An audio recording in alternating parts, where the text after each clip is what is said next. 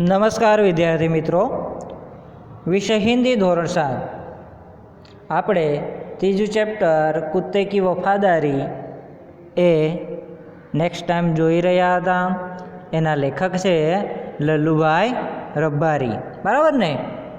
તો આપણે આગળ જોઈ ગયા કે પુરાના જમાનામાં વ્યાપાર કા સામાન લાવવાનું અને લઈ જવાનું કામ કોણ કરતા હતા? તો વણજારાઓ કરતા હતા। તેમાં એક વણજારો જે લાખા વણજારા તરીકે ઓળખાય છે એ કામ કરતો, અને કઈ રીતે? તો પોતાના ઊંટ ઉપર એ કામ કરતો હતો। એની પાસે એક કૂતરો હતો જે ખૂબ જ વફાદાર હતો। હવે કેટલાક સમય પછી પેલા લાખા વણજારાને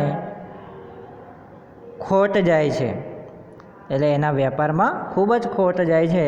એની પાસે કોઈ ફૂટી કોડી હોતી નથી, ત્યારે પૈસાની જરૂર પડે છે અને રાધનપુરના એક શેઠ પાસે એ પૈસા લે છે, અને ત્યાં શેઠ કહે છે કે તમારે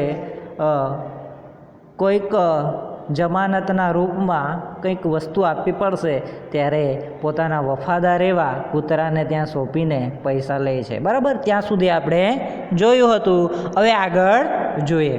कुछ दिन बीते, एक बार सेठ के यहाँ चोरों ने डाका डाला। कुत्ते ने चोरों का पीछा किया।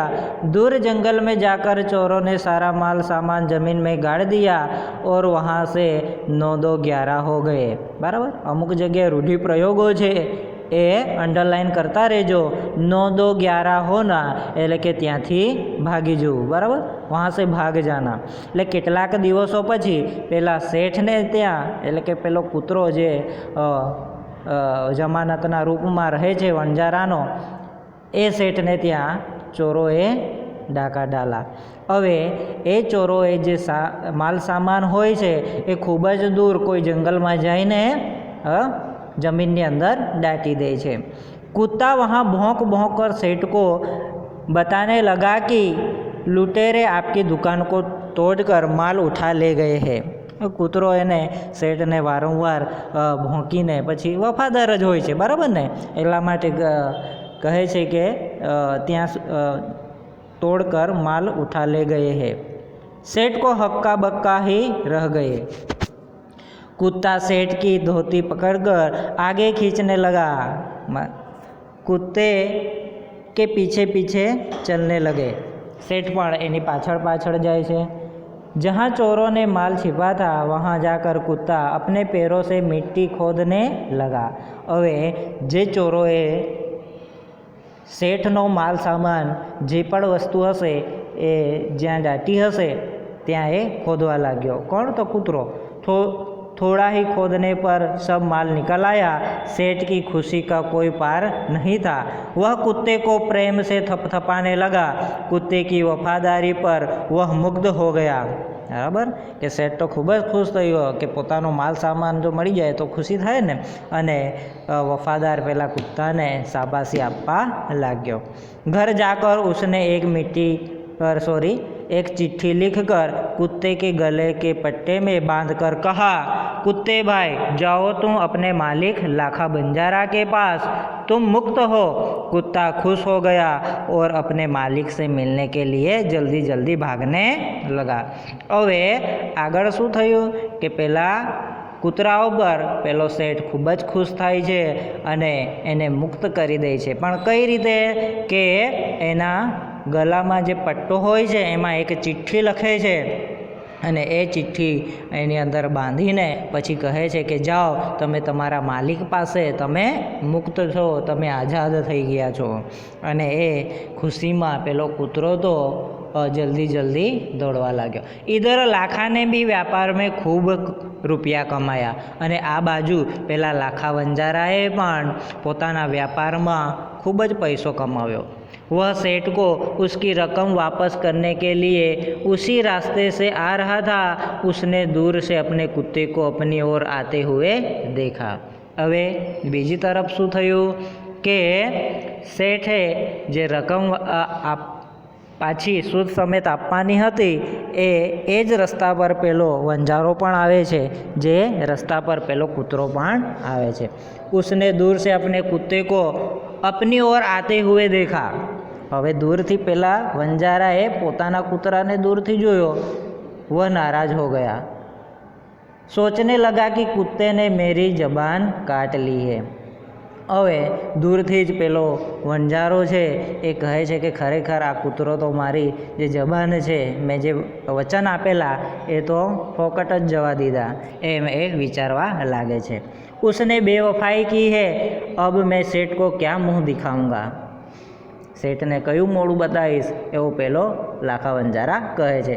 उसने आव देखाना था, बस कुत्ते के माथे पर लाठी का प्रहार कर दिया. રૂઢિપ્રયોગ છે અહીંયા. આવ દેખાના તાવ એટલે કે આગળ પાછળનો કોઈ વિચાર કર્યા વગર જ શું કર્યું કે લાકડીના પ્રહારથી પેલા કૂતરાને માર્યો. कुत्ता बेहोश होकर गिर पड़ा. लाखा ने देखा कि कुत्ते के गले में एक चिट्ठी बंधी है.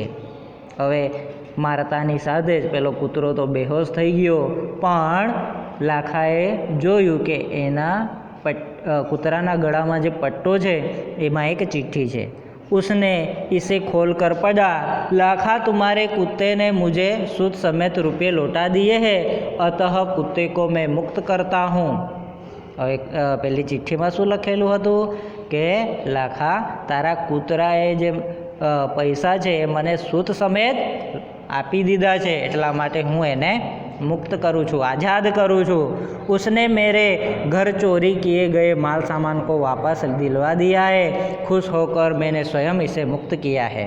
હવે એમાં પાછું લખેલું હતું કે મારે ત્યાં ચોરી થયેલી માલ સામાન એ કૂતરાએ મને સૂદ સમેત જેવું આપી દીધું છે, એટલે મેં એને મારી ખુશીથી એને મુક્ત કરું છું.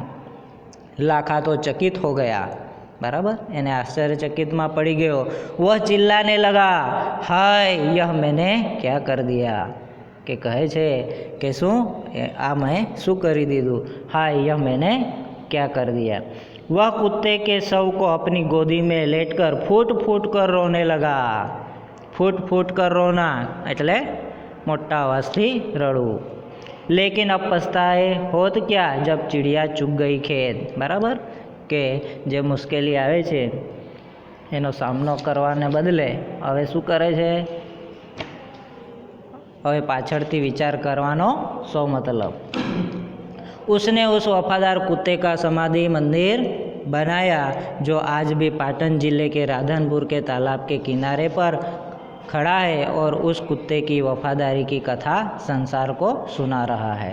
અને એ જ કૂતરાની સમાધિ આપણે પ્રસ્તાવનાની અંદર જોઈ ગયા કે ખરેખર કૂતરાની સમાધિ બની શકે તો ના બની શકે, પણ પેલા લાખા વંજારાએ પોતાના વફાદાર કૂતરાની સમાધિ ક્યાં બનાવી? પાટણ જિલ્લાના રાધનપુર તાલાબના કિનારે. બરાબર, તો એ વફાદાર કૂતરાની સરસ મજાની કહાની આ પાઠની અંદર આપણે જોઈ ગયા છે. કુત્તે કી વફાદારી, કૂતરો ખરેખર પોતાના સ્વામી પ્રત્યે કેવો વફાદાર હોય છે તે આ કુત્તે કી વફાદારી પાઠમાં આપણે સરસ રીતે જોઈ ગયા છે. Thank you.